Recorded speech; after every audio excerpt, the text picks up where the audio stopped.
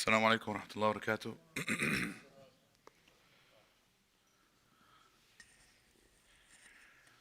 بسم الله والحمد لله والصلاة والسلام على رسول الله وعلى آله وصحبه ومن والاه أما بعد. We ask Allah subhanahu wa ta'ala that He blesses us all and makes our gatherings of blessings, Ya Rabbil Alameen. And that He allows us to be among those who learn beneficial knowledge and benefit from that which they learn and are able to apply it in their lives, Ya Rabbil Alameen. This is, inshallah ta'ala, the concluding session for our top 50 hadith. We're done, we're wrapping it up. And just like everything, all good things have to come to an end. And a lot of times we realize that, like most things in this life, it's not just about the destination, meaning finishing, but it's about the journey as well, right? It's about the things that we benefit and learn on the way and everything else. The last hadith, and we began with it last week and we will conclude with it this week, inshallah ta'ala, is the hadith of the Prophet ﷺ that is narrated by Umar, where he says, إِنَّمَا الْأَعْمَالُ بِالنِّيَّاتِ. Indeed, deeds are by their intention. Meaning the most important thing in the deed is the intention. وَإِنَّمَا لِكُلِّ امْرِئٍ مَّا نَوَى. And everybody gets that which they intended. You get what you put into it. You get what you want out of it. What do you want to get out of something? That's what you get. And a lot of times, one of the lessons from this hadith is to be conscious and aware of what we put into the things that we do. We have to ask ourselves why. The why question is truly the most important question. This is why it's the number one hadith, because most of the time we are on autopilot in our lives, meaning we're creatures of habit. And it's interesting that the difference between the word habit and worship is just one letter in Arabic. Al-'ada wal-'ibada. It's just a ba. And a ba means in, because the difference is truly inside, meaning it's in your heart. On the outside, they're the same. But on the inside, they're completely different. A person worshiping out of habit and a person worshiping truly because he wants to worship. Those are two different people. Completely different. A person who's actively engaged in his life, not even forget the idea of worship as we understand it in terms of, the 5 pillars of Islam. We're talking about life in general, which should be an act of worship. Your whole life. قُلْ إِنَّ صَلَاتِي وَنُسُكِي وَمَحْيَايَ. My whole life. وَمَمَاتِي. And my death. لِلَّهِ رَبِّ الْعَالَمِينَ. It's for Allah, the Lord of the worlds. Like if my whole life now, is an act of worship, how do I differentiate it between me living out of the habit, autopilot, which is what all of us do, and I'm guilty of this as well, and making it an act of worship? It's the intention. It's what's in the mind and what's in the heart when we actively do it. This is why istihdarun niyyah, as the scholars have said, meaning bringing up your niyyah, resurrecting it to the surface, being aware of it, asking yourself that question, istihdarun niyyah, wa tajdeediha, and renewing your intentions are some of the most important things that people do and some of the most neglected things that we actually have. Right? It's unfortunate, most jurists, and Imam Shafi'i recognized this during his time. This is not a new problem. Imam Shafi'i rahimahullah, by the way, did you want me to mention? Oh, okay. Yeah. No, some of the brothers, mashallah, brought dessert, they brought sweets for those that stay until the end. This is why we'll keep it short, inshallah ta'ala, just as a small appreciation, gratitude, celebrating, inshallah. May Allah reward the brothers who contributed to that, inshallah. Ameen. Imam Shafi'i rahimahullah recognized it during his time, and I'm sure many scholars recognized it even before that as well, which is the idea that most jurists focus on the outward elements of the worship, which is good. And we need that, right? How do I pray properly? How do I fast properly? But he says, unfortunately, not many of them are well versed in the internal aspects, right? The mindfulness aspect, the heart aspect. Why? Asking our question, why am I doing the things that I'm doing? Right? Am I doing them out of habit? Do I wake up for Fajr just because I'm used to waking up for Fajr? Or that's how I was raised, that's what my parents taught me? Or am I waking up? So now imagine, your act of just putting an alarm And waking up to that alarm can now be an act of worship, and you get reward, versus being on autopilot. Waking up, making wudu, doing the adhkar of waking up, praying. It's a simple act. And a lot of times we kind of,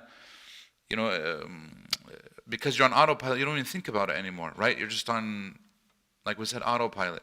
And the idea of niyyah is really renewing that every time you get the opportunity, which is why Shaitan's number one target in the human being is his intentions. Because if he can get this, he's good. Think about this. Most of us don't forget to pray. Most practicing Muslims don't forget to pray. Even non-practicing Muslims might remember that there is something called prayer, but they just neglect it. But so they said Shaitan fails to make us forget our prayer. But where he is successful, or where he targets, is to make you forget why you're praying. So now you're just praying on autopilot. And that's it's a good strategy on Shaitan's behalf. Because he realizes, even if the guy prays, but if I can just make him forget why, or be not as conscious or aware of the things that he's doing, like his mindset and his mentality, then I've actually won a good battle. Because now he's just on autopilot. Which means, now here's the thing, it doesn't mean that the prayer is not accepted. Your prayer is accepted. Even if I'm not completely aware of why am I praying? Because if you ask the Muslim, why are you praying? He'll give you an answer. But he's just completely unaware of even the question. He's not even asking himself that question, he's just praying. So Allah subhanahu wa ta'ala definitely will not punish him, obviously. But as the Prophet says in the hadith, لَيْسَ لِلْمَرْءِ مِنْ صَلَاتِهِ إِلَّا مَا عَقِلَ مِنْهَا. The person does not get from his prayer except that which he was mindful of during. So the only thing that you get out of your prayer is what you were mindful of. And he says this is why a man could pray and he only gets half of the reward. Because he was only mindful during half. And a person can get a quarter, 25% best, because he was only mindful during 25%. And a person can get a third. And a person can get, it keeps on going down from that until he says, وَلَا يُكْتَبْ لَهُ إِلَّا عُشْرُهَا, 1/10. Imagine you prayed an entire prayer and only get 1/10 of the reward because you're only mindful during 1/10. Mindful is where you're aware, yes, I'm praying, this is an act of worship, I'm praying to Allah subhanahu wa ta'ala, this is what I want, this is what I need from Him Azza wa Jal, this is what I intend, this is, that intention. Okay? So intentions obviously are extremely important. Intentions change habits to acts of worship. Intentions change the mundane, everyday things into much bigger things. Like we said, the two examples, a person can go sit in the masjid, and another person is sitting in the masjid. But between them, there's a huge difference. A person is sitting in the masjid just to take protection from the outside world, in the sense that it's hot outside, there's air conditioning inside the masjid. He's resting, he's cooling off. And another person could be sitting in the masjid because he knows this is the house of Allah, and I want Allah to bless me, and I want to be able to make some dua, and I just want to find that peace, etc., that serenity, that sakina. And he finds it. And they're both taking, by the way, refuge from the heat. Yes, maybe that's a part of that person's intention, but because that person has all these other intentions as well, like we said, there's primary intentions and secondary, he's getting obviously so much more reward than the other person. Another point is that our intentions should be in the things that we do and the things that we don't. Can I have an intention in avoiding haram? Yes. A person avoids pork out of disgust versus a person who avoids pork out of the fear of Allah. Which one is better? Do I get reward for avoiding haram? Yes. You get rewarded. So a person might say, now this can be taken to an extreme. A person puts himself in the line of fire and then says, La, astaghfirullah, I'm not going to do this. That's not allowed.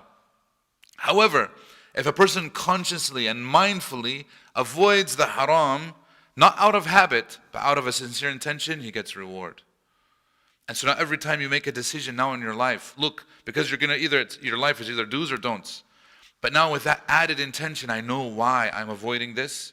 I'm avoiding this for the sake of Allah. I'm getting reward constantly. This is, by the way, for a simple example. A woman, a sister who wears hijab. Imagine the amount of reward that she gets. Because it's constant. She's constantly wearing it when she's outside of the house. When she has that proper intention, I am doing this for the sake of Allah, and she brings it up every time she's wrapping her head with it, imagine that perpetual reward she's getting for it. Versus somebody who's just doing it out of habit. Which is why bringing up our intentions is something that we have to work on. This is not easy, by the way. It's not easy bringing up your intention every time. Because we are creatures of habit, we tend to forget. And when we tend to forget, khalas, it just becomes automatic. So, wallahi, my intention today, was to, us to help one another, inshallah ta'ala, bring up our intentions as much as possible to ourselves. To remind ourselves, ask ourselves that question, why? Why am I doing the things that I do? I'm not on autopilot, right? And if the question of why is bad, then obviously I have to fix it. If I can't say it's for the sake of Allah, then I have to change it. Okay? In Islam, we have a concept that deeds are proven by their intention, not the other way around. Meaning what comes first is the intention. And you don't pray and then fix your intention. Your intention first is for the sake of Allah, and the prayer proves it. This is why in the Day of Judgment, مِيزَانُ الْأَعْمَالِ الْبَوَاطِنِ وَالنِّيَّاتِ وَالسَّرَائِرِ. The only thing that matters on the Day of Judgment is your intention. Your deeds actually do not matter.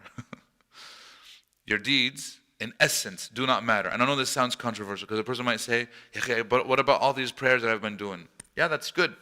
Those prove what Allah subhanahu wa ta'ala is looking for. Because a person can't say, yeah, I love Allah, and I have such a good relationship with Allah, but I don't pray. That's a lie. Because Allah is the one who required you to pray. You can't say, I love you, and then do everything that the person tells you not to do. It doesn't work that way. Especially when we understand the nature of the relationship. Like if I know the nature of the relationship, and I do pray, what Allah subhanahu wa ta'ala now looks at is my intention. Because a person might have an excuse in the sense that he's not able to pray as much as he wants to. Or in the method that he wants to. Or is not able to fast as much as he wants to. Or maybe sickness prevents him from even fasting completely. This is why a person could get the reward of his intentions even if he's not able to fast. And there are many people. There was a young guy, this last Ramadan, wallahi in tears, on the phone, talking to me, said, Sheikh, it's been 3 years since I've been able to fast, and I'm a relatively young guy, and he's a professional, he has kids, he has a disease and illness that prevents him from fasting. He wants to fast. You can tell it's there, the intention is there. Except that the doctors told him if you fast, you're putting your life extremely at risk. I mean, it's a legit risk. He can't. And in fact, he went to the hospital. He tried to fast, he went to the hospital. Tayyib. What's going to happen to that person on the Day of Judgment? Does he get full reward for fasting? I can guarantee you he gets even more reward than some people who fast. Because of the sincerity of his intention. Imagine he gets more reward than some people who actually did endure the fast. Because of the sincerity of the intention. That's how powerful intentions are. Intentions can take you places where your deeds can never take you. This is how important they are. Tayyib, quickly, 6 tips on how to better our intentions. And then we'll conclude, inshallah ta'ala. One is to really cut off any attachments to the dunya, which is obviously extremely hard. This is an almost impossibility because we're born in this, we exist in it, it's there. We have to try as much as possible to always remember that the dunya is a tool and not an end. It's a means, right? It's not a goal. The dunya is meant for us to utilize and not it utilize us. And a lot of times we fall victim to this. I don't know myself as well. We fall victim to the idea that we think that the dunya is a goal, and it shouldn't be. So this is number one. Number two is to observe Allah subhanahu wa ta'ala in everything that we do. And we talked about this in one of the previous hadith, the hadith of Jibreel, actually the previous hadith, which is that ihsan is that you worship Allah as if you see Him. So this means that I'm observing Allah in everything that I do. And if you can't see Him, then He sees you, which is the lower level of muraqabah. This is where the person does muraqabah. Number 3, taking reminders from our constant engagement with the wahi, with the revelation, which is the Quran and Sunnah.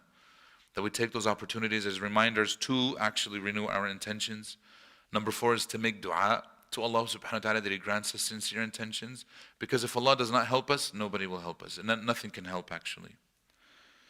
Number 5 is to look and read and try to learn from the righteous people. Either people that came before us or people that we assume are righteous, looking up to them, seeing how they do their things. And I can tell you, and I've been, wallahi, easily, the most person that I've ever benefited from was my own grandfather, rahimahullah, may Allah have mercy upon him. Just seeing how he was in his life. This is how you, because you can't hide, when you live with a person, or you travel with people, or whatever you do, you can't hide. There's certain aspects of them that they can't hide. You can't hide it anymore. And you see the sincerity, you see how they are, they behave. You see that a lot of times when their actions are backed up by their words or not, or if they're, you know what I mean, how they are as people, how they are as human beings. You see their priorities, you see what's important to them. These things come out. And so when we look at the stories of the predecessors, whether they are prophets mentioned in the Quran, whether they are the companions, whether they are of the righteous generations, or even people after them, all of this will help inshallah ta'ala. And number 6 is to make sure that any deeds that we can keep hidden, we probably should. There are deeds, of course, that Islam tells us to keep public, and we should do that, but that we should also have a repertoire of good deeds that we keep hidden. Just like it's a sunnah to keep our sins hidden, there's also a sunnah of keeping our good deeds hidden, because that always develops that sincerity. Because nobody knows about it, nobody cares about it except you, and of course Allah subhanahu wa ta'ala, and He should be done for His sake. Inshallah, with this, we conclude. Does anybody have any questions, concerns, comments? We'll conclude it. Can this hadith be used for understanding the action of humanitarians? Those who have done so much good for people. Yeah. Shelter, food, safety, and they have become known all over the world. And Yeah. many Muslims say, how come they will not be remembered by Allah? Yeah. Intention was not Allah's good. Exactly. Yeah. A perfect point. Yeah, they got what they wanted. A humanitarian who feeds people, does all these good things. We do recognize them as good. What happens to them? Why? Ultimately, they get what they wanted. They do. Allah subhanahu wa ta'ala is just and fair to them. A lot of these people do it. Why? They do it for the enjoyment of serving others. Allah will give them that enjoyment. So they will actually enjoy serving. Which is why many of these humanitarians, if they ask them, they say, I love this work. Even though it's hard, it's difficult, they'll tell you, I love this work. Some people do it for recognition. They do get recognized. Allah gives them that. Right? Did they do it for Jannah? Did they do it for paradise? No. Paradise was never in his mind. He never wanted Allah subhanahu wa ta'ala's pleasure. So he doesn't get that. Allah gave him exactly what he wants. Which is why on the Day of Judgment, he doesn't have an argument. He sees Allah's justice in front of him. Because he realizes, I never intended that, so I don't get it. But if you intended that, you get it. And it's so fair that you cannot argue against it. If this is not what you wanted, then you're not going to get it. Everybody gets what they want. Which when we say it like this, people will say, what? But I want this, Yahi, you'll get it. Wallahi, you'll get it. If it's a sincere want, irada, right? If it's sincere, that's what you'll get. Now for those people, Allah subhanahu wa ta'ala, He will give them so much in this life as well, which is what they wanted, because they don't believe in an afterlife. And this is why you'll find them, they generally are the happiest people. They generally are, in terms of within people who do not believe in Allah subhanahu wa ta'ala or the last day. They generally are well loved by their peers. They get that recognition. They get all the things that they intended through their work. And that's the justice and the mercy of Allah subhanahu wa ta'ala upon them. But Jannah is different. Jannah is precious. And Jannah, only if you sincerely wanted Jannah do you actually get it. And Jannah is Allah's pleasure, right, embodied for us as a reward where we get to, hopefully, inshallah ta'ala, may Allah subhanahu wa ta'ala allow all of us to enter Jannah, Ya Rabbil Alameen, and to be among the righteous, Ya Rabb. Yeah. There's a story about the man who killed the 99 souls, and No. his intentions were to tawbah. Repent. So that's good for that tawbah. 100%. And he didn't even finish his tawbah. Correct. He didn't even start. And he started, but he didn't actually he didn't even get to the destination. Correct. He was still on the journey, and Allah subhanahu wa ta'ala accepted him because of his intention. In fact, number 100 was also because of his intention. He was on the journey and the guy stopped him. He said, "La, there's no hope for you. La أجعلنك المئة." He says, I'm going to make you 100. Yes? So, Sheikh, we come with the intention to pray to Allah. Yes. Do like a vision, right? Yeah. But then in the middle we get distracted. 100%. This is the challenge. That's the struggle we have. The intention. Yeah. Then we come with Allah. Uh-huh. Then in the middle we get distracted. Yeah. What do we do about that? This is the eternal struggle. Right? There was one of the righteous predecessors. He says, I struggled with my prayer for 40 years. 40 years. And he's a scholar. Laysa until I was able to actually enjoy it for the next 40. It took him 40 years to develop that. And it's not easy. Now, I'm not saying if you're over 40, you should have it figured out. I'm just saying he was a person who obviously started praying way after that. So he wasn't 40 by the time he got there. And even afterwards, it was not like a smooth sailing. How do you stop yourself? How do you focus? What do you focus on? I'll give you an example. Because this idea of focusing in prayer, sometimes is misunderstood. What do I focus on? Umar ibn Khattab, he says that the best battle plans were the ones that I would lay out in salah. A person is thinking, is that person focused or not focused? Now he's not talking about faridah. كان يركع ركعتين. He would pray 2 rak'ahs. And in those 2 rak'ahs, all is on his mind is, I'm laying out the battle plan for the battle that I'm sending these troops on. It's part of the jihad. It's an act of worship. He's using one act of worship to help another act of worship. Is that allowed? Yes. And he understood it properly now. Does that make sense? Can I use what's the point of istikhara? Some people think Salatul Istikhara, you just pray the 2 rak'ahs and then you make the dua afterwards. But often, obviously, you're going to be thinking about what it is that you're making istikhara about during your salah. Correct? And oftentimes, I think this is always funny when it happens, you'll get the answer while you're praying, even before the dua comes. You'll know I got the answer. I know what I need to do. And you make the dua still and you're like, yeah, that's the right conclusion. I need to stop this. It's not going to go well. While you're praying. So obviously your mind and your heart are in it because that's what the istikhara was meant. So the idea of focus in salah is meant to focus on what the purpose is. Why am I praying? That's the question. So when I'm praying istikhara, I'm praying because I have to make a decision. There's something crucial I need to figure out. So obviously that can be in the salah when I'm doing it. But if I'm here for the faridah, fard salah, Isha, that's a different purpose. I'm coming here because I'm answering the call of Allah. Allah called me from my house. And I'm answering His call. And I'm gracious that it allowed me to be among those who were able to answer the call and to stand in the line with all these other Muslims. What do I want out of this? I want Allah to guide me throughout my life. I want Allah to forgive me. I want to express gratitude for the things that Allah has given me, that He hasn't given so many other people. And I know this and I recognize this. Now obviously that makes you think about all the blessings that Allah has given you. But that is not necessarily at the core. I'm not thinking about Jannah, Jahannam. I'm thinking about the blessings Allah has given me. I'm thinking about my life in general, yes. But it's facilitated through salah. So I would argue that's still focus. Does that make sense? It's not outside of the realm of focus. We think that focus you have to delete everything. And that's not how the mind works. Plus, aslan, if you try to force yourself not to think about something, you're still thinking about it. So remember, that's why we have to be mindful of the words that we're actually saying, because that helps focus it. That's why salah is not meditation, right? Salah is a set actions and words, and we have to be mindful of those 2 things in the moment. And I think that helps you focus more than anything else, inshallah. Yeah.